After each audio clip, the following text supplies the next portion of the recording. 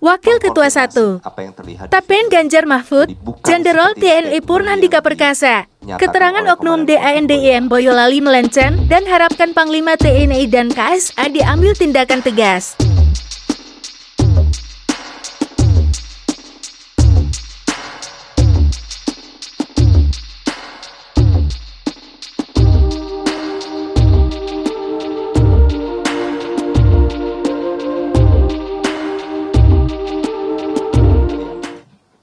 Yang pertama, apresiasi kami yang setinggi-tingginya untuk Panglima TNI, Kepala Staf Angkatan Darat yang sudah merespon begitu cepat dengan melakukan pemeriksaan terhadap terduga tersangka di Detasemen Polisi Militer di Solo.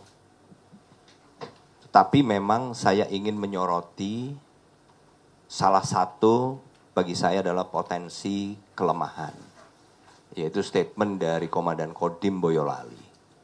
Inilah yang kemudian direspon oleh Mas Ganjar di video tadi, yang juga seingat saya juga direspon oleh Ketua DPC PDIP Boyolali, Mas Susetio, yaitu adanya klaim yang ternyata klaim penyebab atau kronologi dari kejadian yang ternyata begitu dilihat dari videonya dan setelah ada penjelasan dari korban minimal dari 2 orang, yaitu Slamet Andono dengan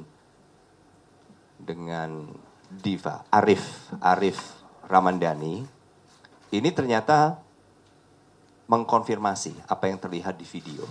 Jadi bukan seperti statement yang dinyatakan oleh Komandan Kodim Boyolali. Di statement itu antara lain dinyatakan salah satunya bahwa ini adalah kesalahpahaman antara 2 pihak. Padahal kan dari video yang beredar, dan video itu beredar lebih dulu dibandingkan dengan statement Komandan Kodim.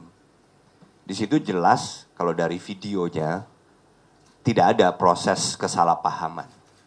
Yang ada adalah langsung penyerangan atau tindak pidana penganiayaan. Kemudian dari keterangan saksi pun yang kemudian diucapkan ulang oleh Mas Ganjar dan diucapkan ulang oleh Ketua DPC PDIP Boyolali juga menyatakan hal yang sama.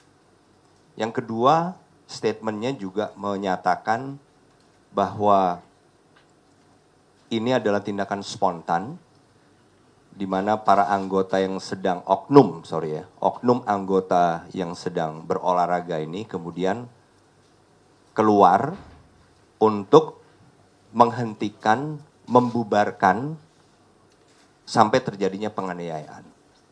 Jadi ini menurut saya adalah pengambilan keterangan di level bawah.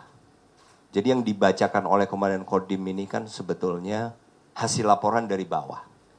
Kalau Kompi B, Batalion 408 Raider ini berdiri sendiri, berarti memang dikomandani oleh seorang komandan Kompi. Kira-kira pangkatnya antara kapten dengan mayor, tergantung berapa lama sudah menjabat. Jadi mungkin data awal, interogasi awal dilakukan di level Kompi, itu yang kemudian dilaporkan ke atas sampai dengan Komandan Kodim. Jadi kapasitas dari Komandan Kodim pada saat mengumumkan sebetulnya kan bukan sebagai atasan dari yang melakukan tindak pidana, tetapi lebih sebagai atasan yang berhak menghukum. Jadi bukan bagian dari mereka yang melakukan pelanggaran, bukan. Tapi sudah menjadi bagian dari proses penegakan hukum. Sehingga keterangan apapun yang diambil atau didengar dari terduga tersangka, ini juga nggak boleh diambil mentah-mentah. Sehingga nggak nyambung antara apa yang disampaikan sebagai kronologi, bahwa akan menghentikan, kemudian membubarkan, yang itu semua juga bukan sama sekali bukan kewenangan seorang anggota TNI. Sama sekali bukan. Jadi dari sini terlihat ada hal di mana atasan yang berhak menghukum yang kebetulan mengumumkan, tetapi kan yang diumumkan itu menjadi statementnya, bukan lagi menjadi statement para tersangka. Nah ini yang harus dipastikan, dan saya yakin Kepala Staf Angkatan Darat, Panglima TNI akan terus mengawal sehingga prosesnya ini tidak akan misalnya melenceng arahnya, tetapi benar-benar fokus pada kejadian sebenarnya dan sesuai dengan data-data dari saksi.